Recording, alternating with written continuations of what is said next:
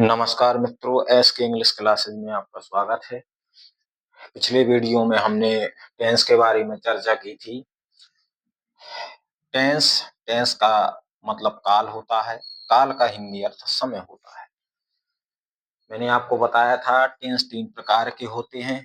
Present tense, जिसको कि हिंदी में वर्तमान काल बोलते हैं।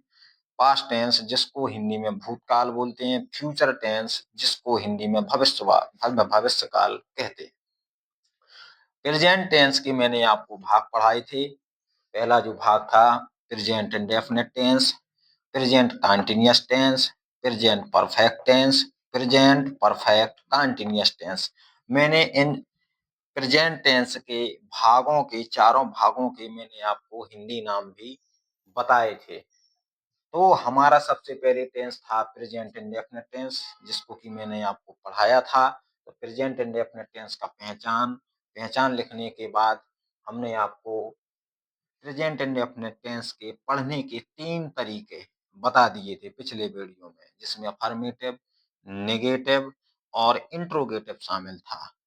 इसके आगे अब हमें देखना है double interrogative sentence. Double interrogative sentence हम किस तरीके से बनाते हैं, जरा इसके बारे में चर्चा करते हैं। Double interrogative sentence, present indefinite tense का डबल इंट्रोगेटिव सेंटेंस।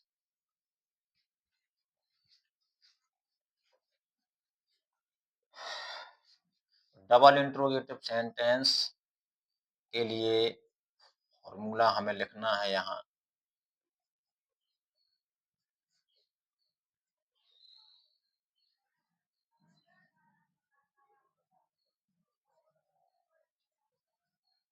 पिछले वीडियो में हमने इंट्रोगेटिव सेंटेंस पढ़ा था। इस वीडियो में हम पढ़ रहे हैं double interrogative sentence. Double interrogative sentence के बारे में थोड़ा हल्की सी चर्चा कर लेते हैं।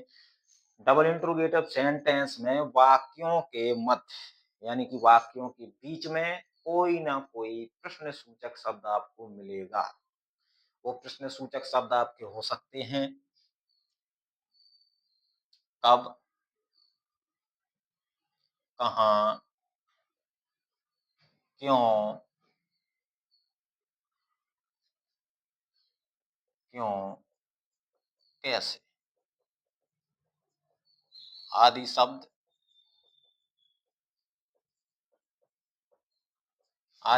वाक्य के बीच में आपको मिलेंगे। और वाक्य के बीच में आने वाले ये जो शब्द होते हैं कब, कहाँ, क्यों, कैसे, यही वाक्य का प्रश्न सूचक शब्द होता है। यानी कि यही आपके वाक्य का क्वेश्चन वर्ड होता है। तो वाक्यों में बीच में जो आने वाला जो क्वेश्चन वर्ड है, वही सबसे पहले हम जब वाक्य की अंग्रेजी बनाएंगे तो सबसे पहले इस क्वेश्चन वर्ड की अंग्रेजी ही हमें सबसे पहले बनाना पड़ेगी। तो फॉर्मूला में हमें सबसे पहले डबल इंट्रोगेटिव सेंटेंस के फॉर्मूला की शुरुआत हम क्वेश्चन वर्ड से ही करते हैं। तो क्वेश्चन वर्ड प्लस इसके बाद हेल्पिंग वर्ब आएगी, डू या does, plus subject, plus M B, plus object, plus other word, plus last में यहाँ हम क्वेश्चन मार्क भी लगाएंगे। तो कहने का मतलब जो हमने यहाँ पर फॉर्मूला लिखा हुआ है, यहाँ पर देख रहे हैं हम सबसे पहले क्वेश्चन वर्ड लिखा हुआ है। तो क्वेश्चन वर्ड हमारे यही शब्द हैं कब, कहाँ, क्यों, कैसे। तो कब की हमको पहले तो मीनिंग आना चाहिए। मीनिंग ही नहीं आती है तो वाक्य हम नहीं बना सकते हैं। देख सकते हैं यहाँ व्हेन मीन्स होता है कब, फिर लिखा हुआ कहाँ, तो वेयर मीन्स होता है कहाँ, फिर लिखा है क्यों, वाई मीन्स होता है क्यों, फिर लिखा हुआ हाउ, हाउ मीन्स कैसे। यानी कि ये हम कहीं ना कहीं याद कर लें। क्वेश्चन वर्ड की स्पेलिंग, व्हेन मीन्स कब, वेयर मीन्स कहाँ, व्हाई मीन्स क्यों, हाउ मीन्स कैसे। तो ये हमको याद होना चाहिए।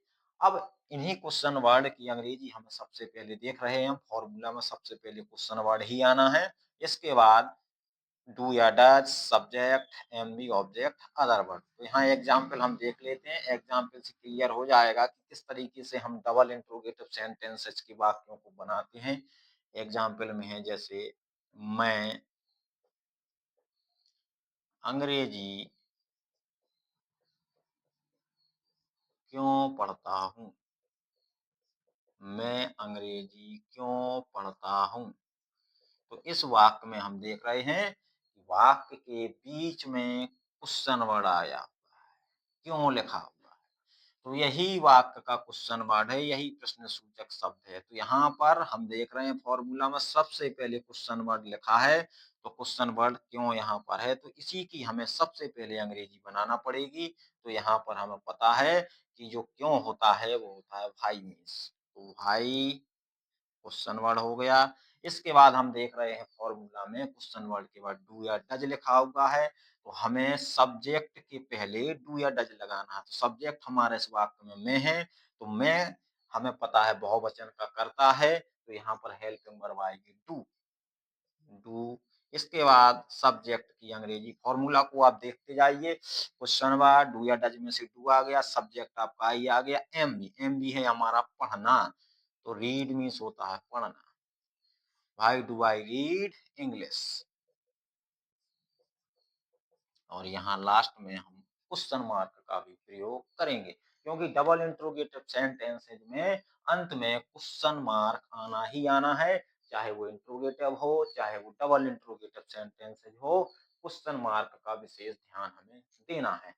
इसके बाद जो हमारा अगला फॉर्मूला आएगा, कल मैंने आपको पिछले वीडियो में 6 नियम बताए हुए थे किसी भी टेंस को पढ़ने के, अफर्मेटिव, नेगेटिव, इंट्रोगेटिव। इसके बाद आज हमने शुरुआत की है डबल इंट्रोगेटिव सेंटेंसेस से। इसके आगे का जो फॉर्मूला है वो है इंट्रोगेटिव नेगेटिव। तो इंट्रोगेटिव सेंटेंसेस तो हम पहले ही ऑलरेडी पढ़ चुके हैं, लेकिन उसमें हम नहीं शब्द का जब प्रयोग करेंगे तो फॉर्मूला बन के तैयार हो जाएगा interrogative negative, interrogative, interrogative negative sentence.